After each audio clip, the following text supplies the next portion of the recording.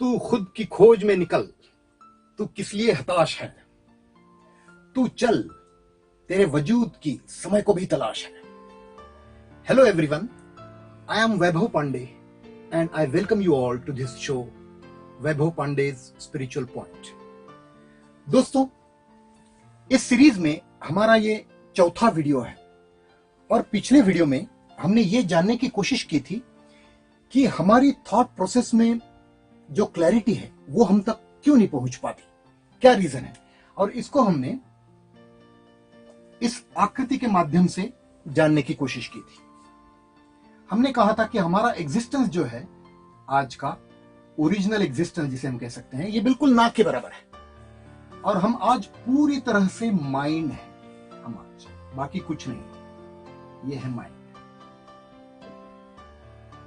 और हमने ये भी कहा था कि बाहर की दुनिया की इंफॉर्मेशन जो है, जेलसी हो, एंगर हो, जब भी हम उसकी तरफ देखते हैं या कोई भी हमको कुछ कहता है कि ऐसा करो वैसा करो, कुछ एडवाइस मिलती है, तो वो हमें इस माइंड के पर्दे से फिल्टर होकर ही हम तक पहुंच पाती है, जो भी इंफॉर्मेशन है।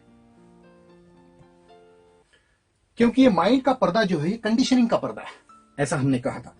और हमने ये भी कहा था कि अगर हमको क्लैरिटी चाहिए हमारी थॉट प्रोसेस में, तो फिर हमको इस कॉलम को बढ़ाना पड़ेगा, ऐसा हमने कहा था। धीरे धीरे धीरे करके बढ़ाना पड़ेगा।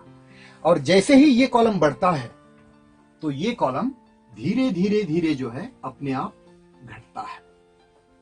ये सब हमने देखा था। और ये कॉलम घटेगा, ये बढ़ेगा, तो ये घटेगा और फिर क्लैरिटी से हम देख सकते हैं, वो क्लैरिटी हमारी थॉट प्रोसेस में आएगी और इस क्लैरिटी में हमारे सारे समस्याओं के हल हैं, ऐसा भी हमने कहा था। तो भी हम ऐसा कह सकते हैं कि चलो फिर इस कॉलम को बढ़ाते हैं, तो क्या दिक्कत है, तो बताइए, इस कॉलम को बढ़ाने के कुछ तरीके हैं तो बताइए, बढ़ाएंगे। दोस्तों, इसमें समस्या यह है कि जो ये कह रहा है कि इस कॉलम को बढ़ाएंगे, वो और कुछ नहीं बल्कि माइंड ही है। जो ये इच्छा जता रहा है कि ये कॉलम बढ़ाना है, वो और कुछ नहीं बल्कि माइंड ही है। और जो ये इमेजिन कर रहा है कि ये कैसे बढ़ सकता है, बढ़ने के बाद क्या क्या होगा, वो भी माइंड ही है। तो इसलिए इस कॉलम को बढ़ाने के लिए आप जो कुछ भी करेंगे आप, तो वो सब जो है वो माइंड की एक्टिविटी है। कोई भी एक्टिविटी अगर आप करेंगे तो उससे माइंड मजबूत होगा, ये कॉलम नहीं बढ़ेगा, माइंड ही मजबूत होगा। आपकी जो विल पावर है, आपका जो डिटर्मिनेशन है कि मैं ये कॉलम बढ़ाऊंगा, कुछ करूंगा, all this determination, all this will power belongs to mind.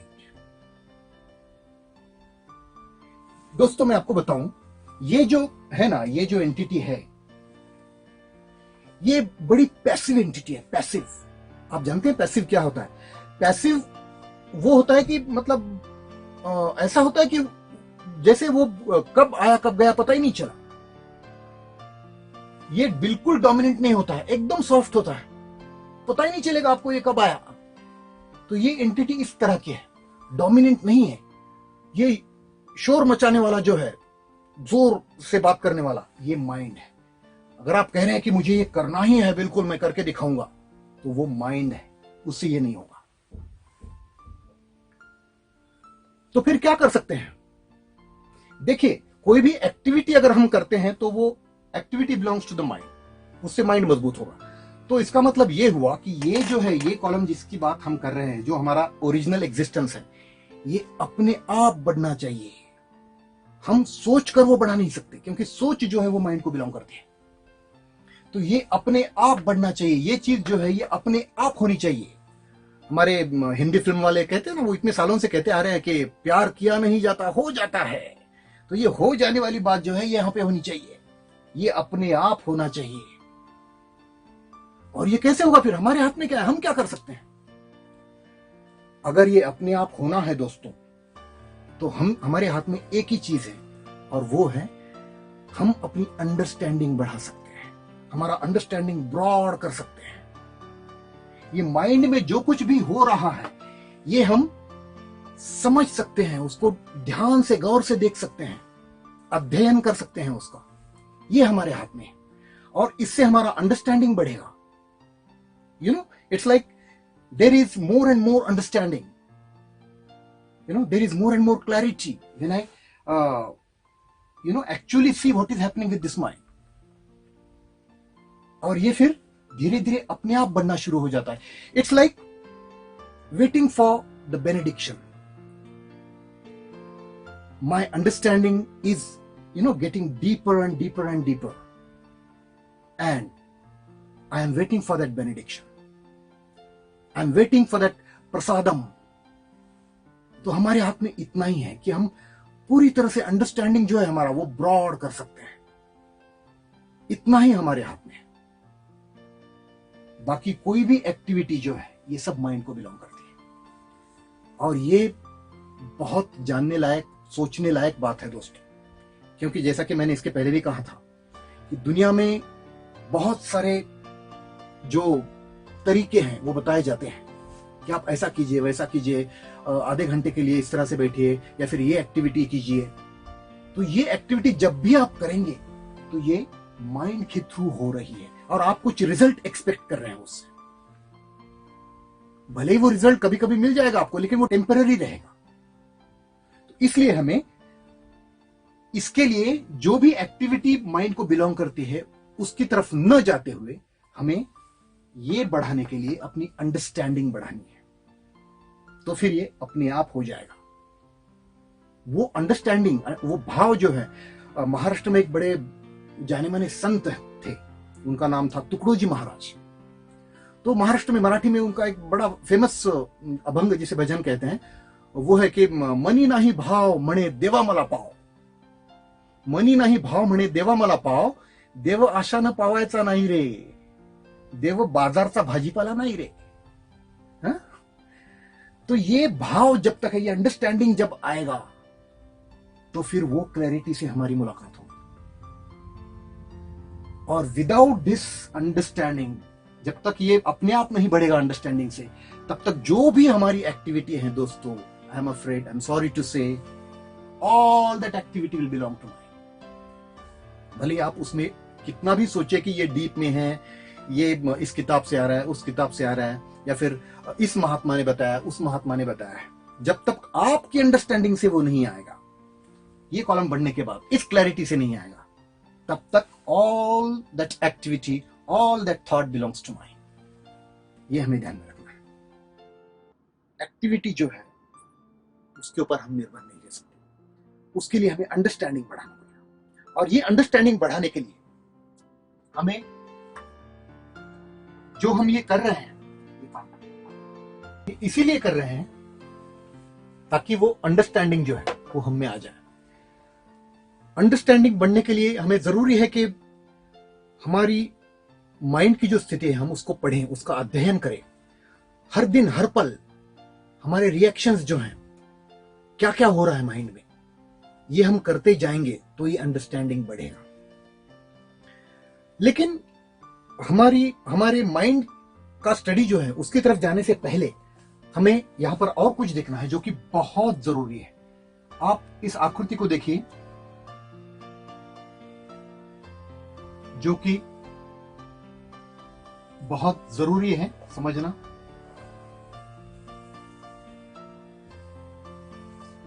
अब आप ऐसा मानकर चल सकते हैं दोस्तों कि ये आकृति जो है ये आपकी थॉट प्रोसेस को दर्शाती है, आपकी विचार प्रक्रिया को दर्शाती है।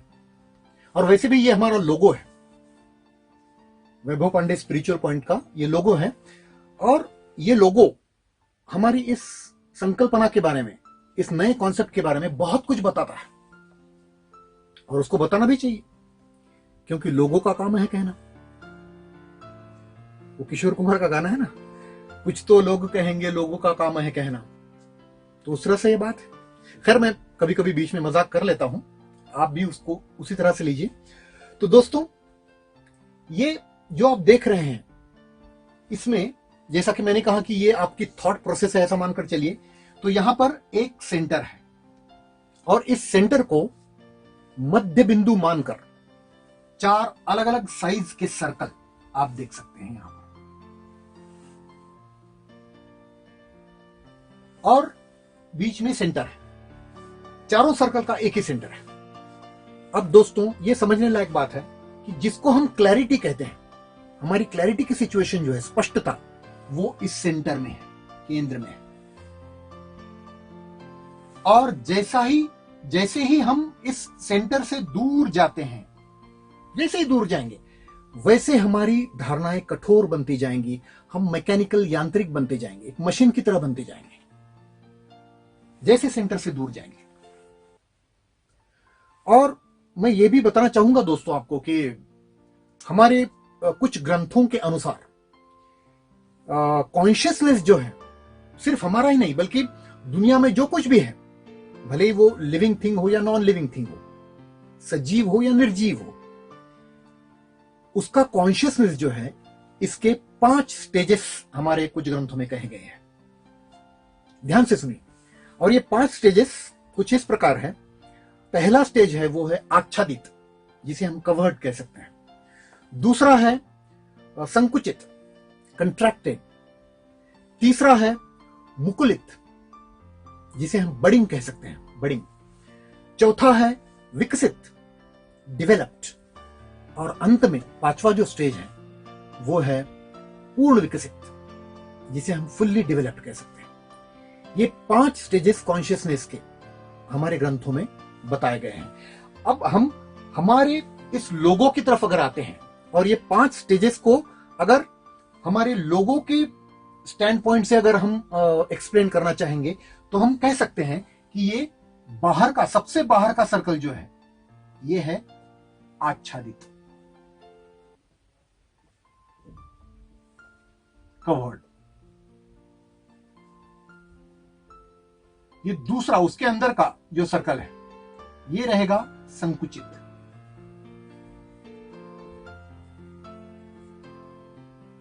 जिसे हम कंट्रैक्टेड कह सकते हैं।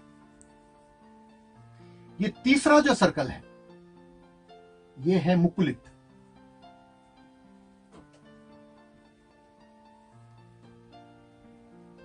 बडिंग हम कह सकते हैं इसको।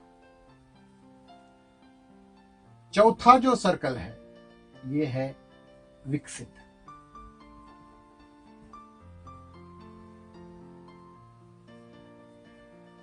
डेवलप्ड। और ये सेंटर जो है इसको हम कह सकते हैं पूर्ण विकसित।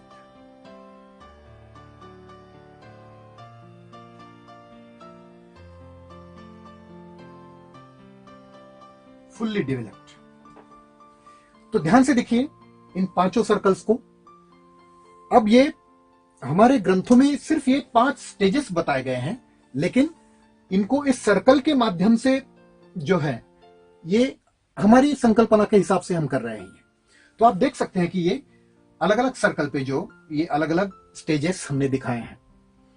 अब आच्छादित मतलब यहां पे कॉन्शियसनेस आच्छादित है, यहां पे कॉन्शियसनेस जो है वो संकुचित है, कंट्रैक्टेड है। वैसे ही यहां पे मुकुलित, फिर विकसित और पूर्ण विकसित, ये कॉन्शियसनेस के स्टेजेस हैं। अब आच्छादित जो है कवर्ड, उसमें क्या आता है? क्योंकि हमने कहा कि ये नॉन लिविंग थिंग और लिविंग थिंग दोनों के लिए, पूरी दुनिया में जो कुछ भी होता है वो सब है इसमें। अब आच्छादित में ये आखिरी वाला सर्कल जो है बाहर का, इसमें आता है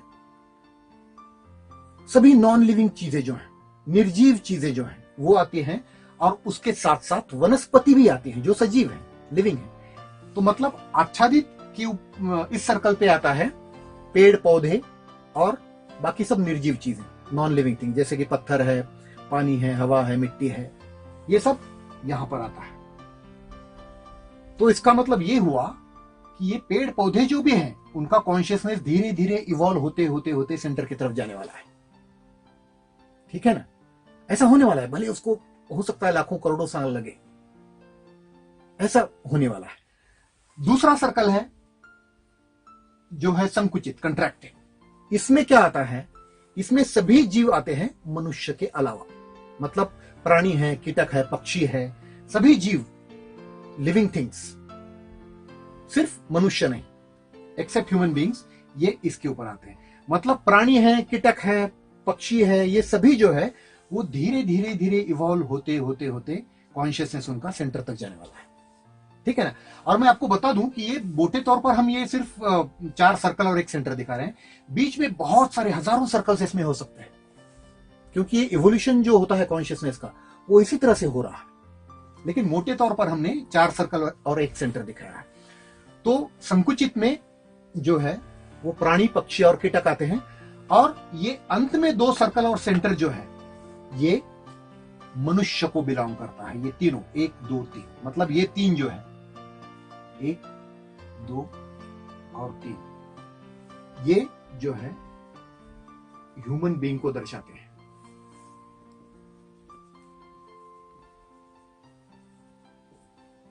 एक, 2 और 3 मनुष्य के कॉन्शियसनेस को दर्शाते हैं। मतलब मनुष्य यहां से, मनुष्य का कॉन्शियसनेस, यहां पे भी बीच में हजारों सर्कल्स हो सकते हैं, तो धीरे धीरे धीरे इवॉल्व होते होते होते होते वो सेंटर की तरफ जा रहा है। मतलब मनुष्य होने के बाद भी काफी स्टेजेस हैं बीच में। जैसे कि ये पहला स्टेज है मुकुलित, मतलब बडिंग, उसका मनुष्य का कॉन्शियसनेस जो है वो बडिंग शुरू हो गया है, उसको कुछ अंदर से एहसास होना शुरू हो गया। जैसे कि आप जानते हैं दोस्तों कि मनुष्य कितना भी बुरा हो, कितनी भी बुरी सोच वाला हो, कुछ ना कुछ उसमें थोड़ा सा एक, जिसे कहते हैं ना हम, उसकी एक अंतरात्मा की आवाज, भले ही वो बहुत क्षीण हो, बहुत दुबली हो, लेकिन वो होती है। तो वो जो है आदमी का, इंसान का जो इवोल्यूशन जो हो रहा है वो यहां से मुकुलित से शुरू होता है, उसका स्प्राउटिंग हो रहा है, फिर बाद में वो इवॉल्व होते होते कॉन्शियसनेस वो विकसित बनता है यहां पर। लेकिन इसके पहले बहुत सारे सर्कल्स हैं, जैसा मैंने बताया आपको। तो विकसित जो होता है, किसका कॉन्शियसनेस विकसित होता है, आप जरा सोचिए। जिसकी संवेदनशीलता बहुत बड़ी हो, बहुत बड़ी है उसकी संवेदनशीलता, वो दूसरों के प्रति बहुत संवेदनशील है, दूसरों का दुख दर्द जानता है, और दूसरों के लिए अपनी जिंदगी शायद वो पूरी तरह से न्यौछावर कर सकता है। जिस आदमी का जो कॉन्शियसनेस है वो डेवलप्ड है। और जो आप देखते हैं बहुत सारे समाज सेवक हैं, उनका कॉन्शियसनेस जो है वो विकसित होता है। बड़े बड़े समाज सेवक जिन्होंने अपनी जिंदगियां कुर्बान कर दी हैं लोगों पर। लेकिन ये बात जान लीजिए, फिर भी ये जो इंसान है बहुत महान इंसान है, लेकिन फिर भी उनका ये जो है ये चौथे स्टेज पर है, अभी तक पूर्ण विकसित नहीं है। फिर पूर्ण विकसित में क्या है, ये तो सबसे बड़ी बात है। क्योंकि जब तक हमारे पास ये रिकॉग्निशन है कि ये नोबलनेस है, ये बड़ी चीज है, ये बहुत बड़ा कार्य है, ये सैक्रिफाइस है, और मैंने पूरी जिंदगी दांव पे लगा दिए है, और एक जो ये जो हम कहते हैं ना कि एक आइडियल, कि बस यही एक चीज है जिसके ऊपर जिंदगी न्यौछावर की जा सकती है, ये सब जो होता है ये डेवलप में आता है, क्योंकि हम उसको रिकॉग्नाइज करते हैं। लेकिन मेरे प्यारे दोस्तों, माय डियर फ्रेंड्स, सेंटर में कोई रिकॉग्निशन ही नहीं होता है। ये पूर्ण विकसित जो है कॉन्शियसनेस, ये पूरी तरह से पॉसिबिलिटीज में है, पूर्ण ऊर्जा का रूप है ये, इसमें कुछ नहीं है, सिर्फ देयर आर ऑल पॉसिबिलिटीज। ये इसको हम, पूर्ण विकसित को हम एक समाधि की अवस्था भी कह सकते हैं। हम इस तरह की शब्दावली में नहीं जाएंगे ज्यादा, लेकिन हम कह सकते हैं एक रेफरेंस लेके कि समाधि की अवस्था, शून्य की अवस्था होती है, ये पूर्ण विकसित में आती है, फुल्ली डेवलप में आती है। तो कॉन्शियसनेस के ये 5 स्टेजेस जो हैं, ये हमने 4 सर्कल और एक सेंटर के माध्यम से यहां पर हमने दिखाए हैं।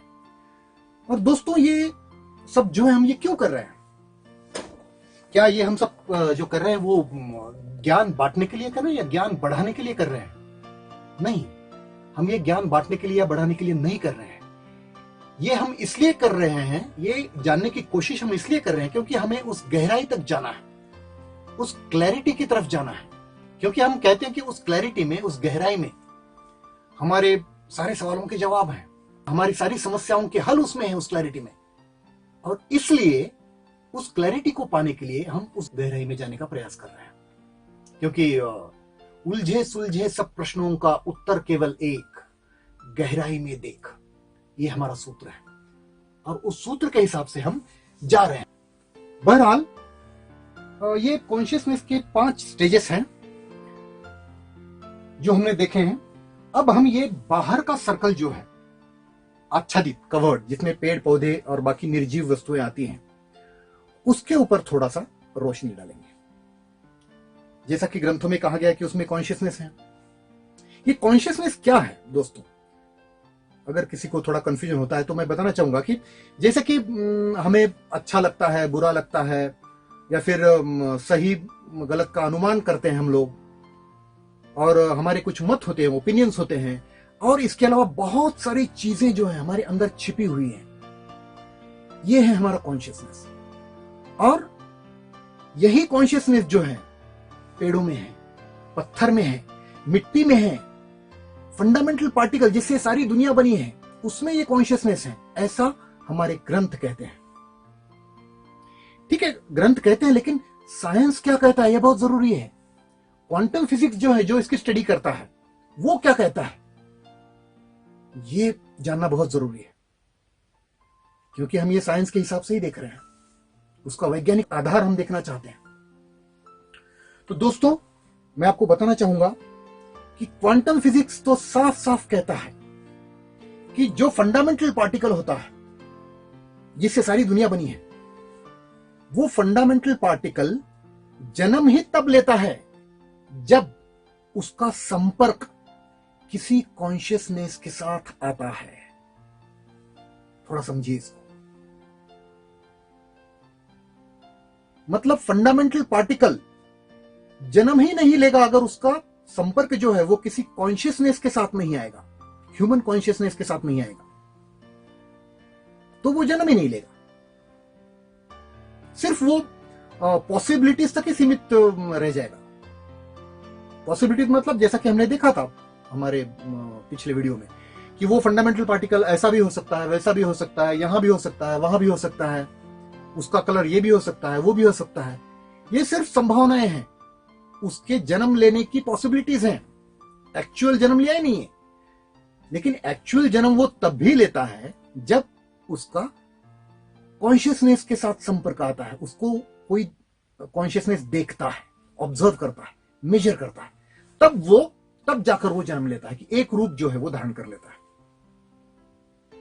और दोस्तों, ये पॉसिबिलिटीज जो है, ये संभावनाएं जो है, ये क्वांटम मैकेनिक्स की भाषा में इसे वेव्स कहते हैं। वेव्स या वेव कहेंगे हम। पॉसिबिलिटीज की वेव होती है, जैसे वो लहर होती है ना, उस तरह की ये वेव होती है।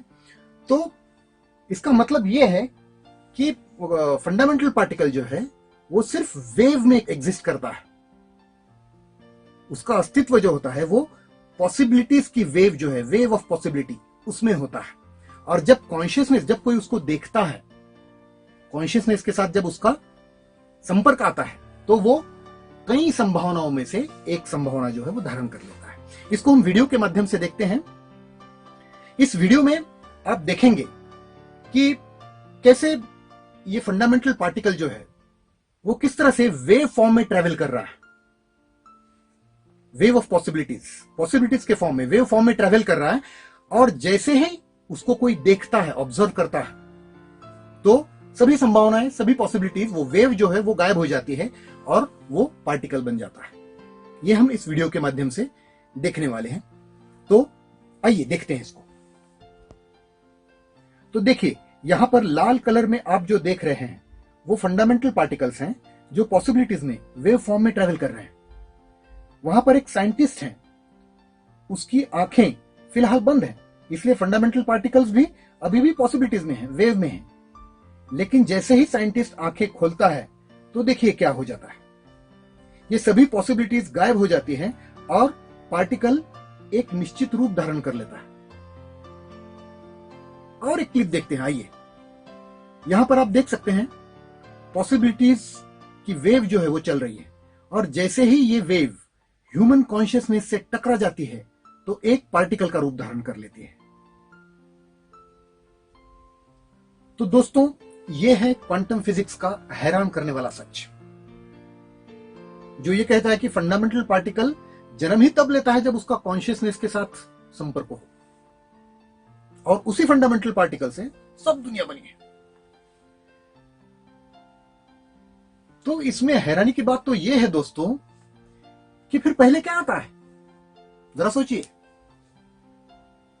पहले क्या आता है? फंडामेंटल पार्टिकल पहले आता है या फिर कॉन्शियसनेस? क्योंकि फंडामेंटल पार्टिकल तो बाद में जन्म ले रहा है, कॉन्शियसनेस से संपर्क होने के बाद। इसका मतलब क्या हुआ कि कॉन्शियसनेस पहले आता है। समझ रहे हैं आप? और ये तो बड़ी हैरानी की बात है। इसका मतलब ये भी हुआ कि जब दुनिया में कुछ नहीं था तब कॉन्शियसनेस था। ये भी बात साबित होती है इससे, जो साइंस कह रहा है, क्वांटम फिजिक्स कह रहा है। आपने गाना सुना होगा रॉकस्टार फिल्म का, कुन फया कुन। यार रहमान ने बहुत ही बढ़िया उसमें कंपोजिशन किया हुआ है उसका। तो उसमें क्या कहा गया है उस सॉन्ग में, कुन फया कुन में, कि जब कहीं पे कुछ नहीं भी नहीं था, जब कहीं पे कुछ भी नहीं था, वही था वही था। जब कहीं पे कुछ भी नहीं था, वही था वही था। वो जो तुझ में समाया, वो जो मुझ में समाया, मौला वही वही माया।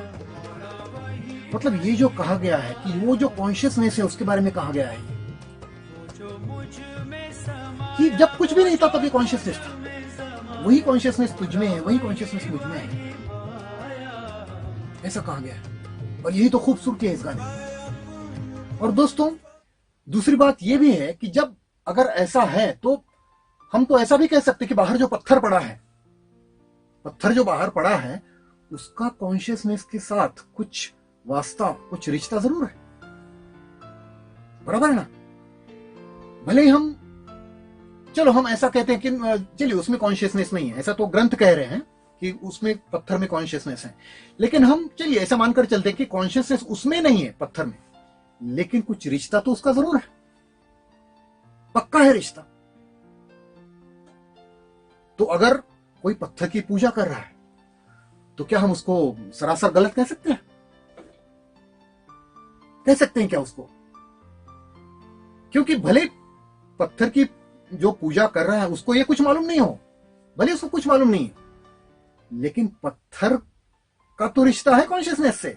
समझ रहे हैं आप मैं क्या कहना चाहता हूं?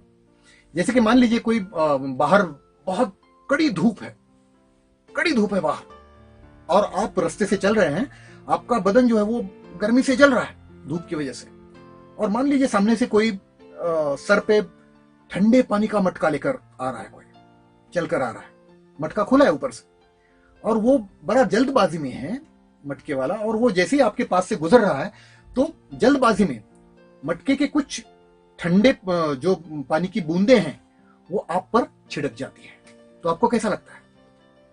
कैसा लगता है आपको? मटका वाला तो जल्दी में, उसका कोई इंटेंशन नहीं था, इरादा नहीं था उसका कि आपको ठंडक पहुंचाने का, लेकिन ठंडक तो आपको आप तक पहुंच गई। तो यही जो है कुछ ऐसा रिश्ता जो है वो पत्थर और पत्थर की पूजा करने वाले के बीच में हो सकता है। तेरा मुझसे है पहले का नाता कोई, यूं ही नहीं दिल दुखाता कोई, ऐसी बात हो सकती है। तो दोस्तों, ये इसलिए मैंने इसके पहले भी कहा है कि क्वांटम मैकेनिक्स जो है, क्वांटम फिजिक्स, इसकी हमें बड़ी मदद होने वाली है। बहुत सारी चीजें जो हैं, चीजों का जो रहस्य जो है हमें पता चलने वाला है इससे। और ये चीजें जो है ये एक एक करके हम देखने वाले हैं। आज तो हमने सिर्फ वो बाहर का सर्कल जो है उसके बारे में देखा है। मनुष्य के जो 3 हिस्से हैं अंदर के, वो बहुत ही, उसमें बहुत सारी इंटरेस्टिंग चीजें हैं, और आपके लिए वहां पर क्या कुछ हो रहा है ये जानना बहुत जरूरी है दोस्तों। लेकिन फिर से उसके लिए आपको थोड़ा इंतजार करना पड़ेगा, क्योंकि ये सभी चीजें जो है वो हम धीरे धीरे, जैसा कि मैंने पिछले वीडियो में कहा था, जो धागा जो फंसा हुआ होता है, उलझा हुआ होता है, उसको हम धीरे धीरे एक एक गांठ जो है वो खोलते जाते हैं, वैसा हमें जाना पड़ेगा। और अगले वीडियो में हम वो जो सर्कल्स बाकी बचे हुए जो है उसके बारे में चर्चा करने वाले हैं। आप जरूर हमारे साथ बने रहिए। और आपका प्यार जो है आपके कमेंट्स के माध्यम से हम तक पहुंचाइए। आपके सजेशंस भी दीजिए, प्रश्न जो हैं वो भी पूछिए, और इस तरह से हम एक साथ मिलकर इस चीज को आगे बढ़ा सकते हैं। तो अगले वीडियो में आप जरूर देखिए, जो अंदर के जो सर्कल्स हैं उसके बारे में हम डिटेल चर्चा करने वाले हैं। Thank you very much everybody.